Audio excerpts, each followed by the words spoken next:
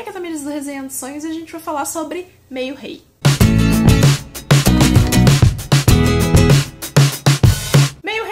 De 2016 da editora Arqueiro, do autor Joe Abercrombie. Confesso que eu não fui procurar muito sobre o livro, não fui procurar muito sobre a opinião que as pessoas estavam tendo sobre ele e fui ler completamente cega, inclusive sobre o que era a história. E eu me surpreendi porque eu achei o livro muito, muito bacana. Ele começa como algo simples, ele já apresenta que a princípio é a história. No começo, assim, você fica, tá, é isso, tá, então tá, e aí? E aí as coisas começam a mudar drasticamente, e aí as coisas mudam e a gente entra dentro de um ciclo de que parece que o livro vai ir por água abaixo porque tá tudo muito lento, e aí de repente tudo muda de novo, e aí o final chega e tudo muda de novo, e tudo muda de novo, e tudo muda de novo, e você termina o livro tipo...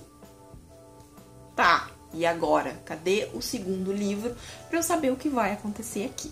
Esse livro vai contar a história do Iarve, que é o meio príncipe, digamos assim, porque ele tem uma mão aleijada que só tem 2 dedos, e isso sempre fez com que ele fosse considerado meio de alguma coisa, porque aqui é um reino de homens, e no homens você tem que saber lutar, e você tem que ter sempre uma espada numa mão e um escudo na outra, e se você não conseguir ser um bom guerreiro, você é um meio homem. E essa é a realidade dele. Só que ele tem um irmão mais velho, e esse irmão é quem vai herdar o trono, então ele não tá muito preocupado, e nesse mundo aqui deveria ser mais ou menos equivalente a um mestre dentro das Crônicas de Gelo e Fogo, por exemplo. É um cara ali que auxilia o rei, é a mão direita do rei, mas também entende de cura, entende de ervas, entende de venenos, entende de geografia, de se virar, enfim. Esses são os ministros. Cada reino tem o seu ministro, e esses ministros pegam aprendizes, e o Iarve, ele é o aprendiz da mãe Gudrun, que é a ministra que auxilia o pai dele, que é o rei. Só que acontece de o pai dele e o irmão dele morrerem logo nas primeiras 2 páginas do livro. E ele, que estava prestes a fazer o teste para se tornar um ministro, abdicar de qualquer pretensão ao trono que ele pudesse ter, de qualquer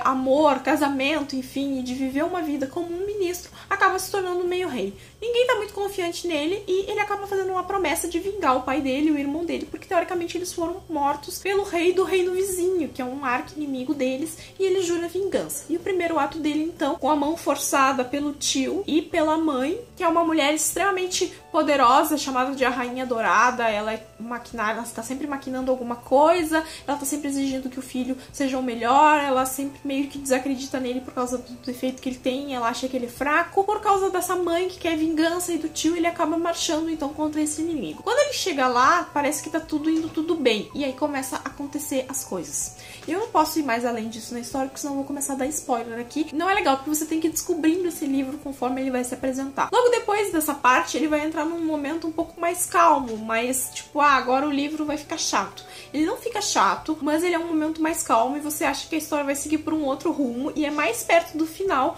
que a gente vai ver como a coisa pode mudar rapidamente. O Iarve é um personagem muito interessante, porque no primeiro momento você enxerga nele um garotinho fraco que resolve, que tá sendo oprimido, e que, enfim, resolve seguir uma carreira de ministro ali pra sair do caminho das pessoas, mas ele se mostra um personagem extremamente inteligente. O que ele não tem de destreza com a espada, ele tem de inteligência, e ele vai mostrando isso aos poucos ao longo do livro, conforme ele vai precisando tomar decisões que são pensadas com a cabeça dele e não com a cabeça dos outros, e isso é muito interessante. Várias pessoas nesse livro não são o que parecem ser, você vai se surpreender com essas pessoas.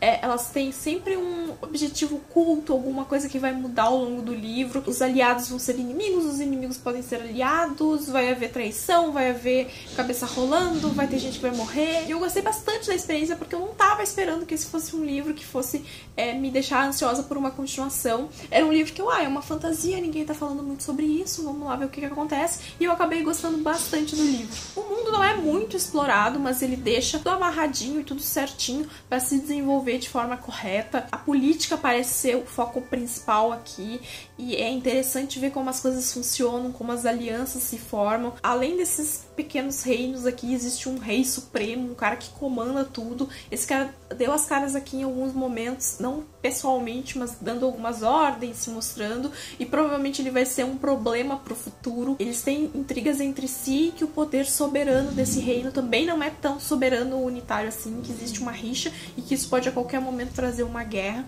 O livro vai terminar de uma forma bem diferente do que qualquer coisa que você possa pensar no começo do livro, né? As posições vão ter mudado de lugar, as pessoas vão ter se tornado outras peças em outras posições. Isso é sempre muito interessante quando a gente não consegue prever o que tá acontecendo no final do livro. Tem que ser uma leitura super fluida, assim, você pega o livro e você lê rapidinho. Esse primeiro volume tem 280 páginas, então, e é o primeiro do que eu acho ser uma trilogia, que é o Mar Despedaçado. E esse livro aqui me lembrou um pouco a Saga do Assassino, porque esse é um personagem que ele não se sai bem sempre. Ele sofre consequências, ele sofre perdas, ele não é um herói perfeito, ele não vai fazer a tradicional jornada do herói onde tudo vai dar certo no final. E isso me lembrou bastante o Fitz, da Saga do Assassino, porque o Fitz também era um personagem assim, que se fudia bastante e que caminhava na história sem medo e que sofria as consequências dos atos que ele tinha. E o Yarvi aqui também vai ter esse mesmo destino. Então, se você está procurando uma fantasia nova aí pra investir, fica a recomendação aqui de Meio Rei. Foi um livro que eu gostei bastante de ter lido e eu espero que vocês gostem também. Então é isso, se você gostou do vídeo, dá um joinha, se inscreve no canal se você ainda não é inscrito e até a próxima. Tchau!